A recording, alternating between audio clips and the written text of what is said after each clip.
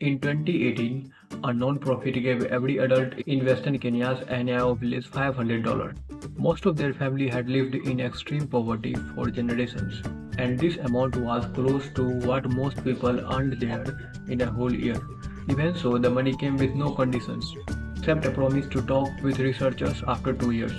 The non-profit hoped that this extra cash would lift villagers out of poverty, but they also knew this could easily become one more in a long line of failed charity efforts.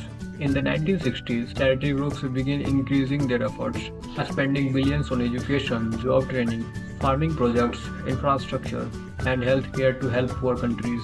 These programs hoped to build a foundation of knowledge and money that would lead to financial independence and strengthen weak economics.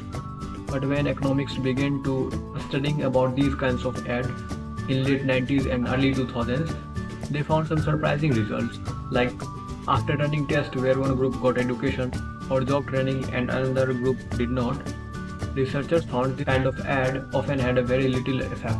School supplies didn't improve learning, job training didn't raise always incomes, and the benefits of nutrition lessons changed a lot from one group to other. These disappointing results even carried over to newer charity models. At the time, many experts strongly supported microfinance, a model that could give a small loans to hopeful business owners in poor economics. But while people started taking small microfinance loans and consistently paid them with interest, and because of that, this program also failed because they didn't able to raise their incomes. All these failures led the researchers to try a strategy. Many thought it is a foolish idea, like giving cash directly. Most people in the charity field thought it is careless way to giving someone money, and they assumed people would quickly spend their all money and end up back where they started. But when researchers returned to Ahenyo 2 years later, the results were amazing. Business income was up to 65%. Families saved more money and had more to eat. Kids did better in school. There was less alcohol abuse, depression, family violence, and unfairness between households.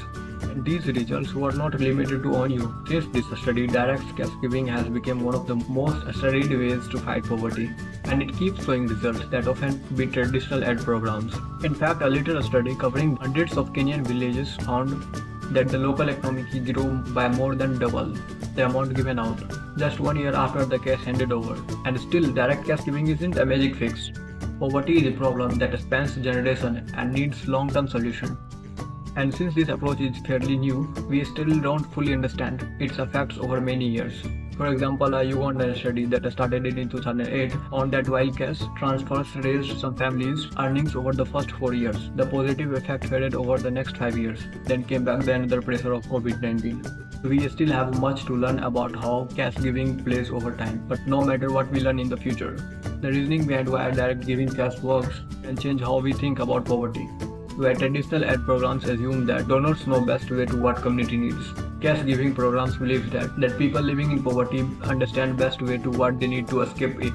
For example, for one person, fixing up their home might matter more for a long-term success than starting a business. For someone else, making sure their child finishes their school might bring more money in the future.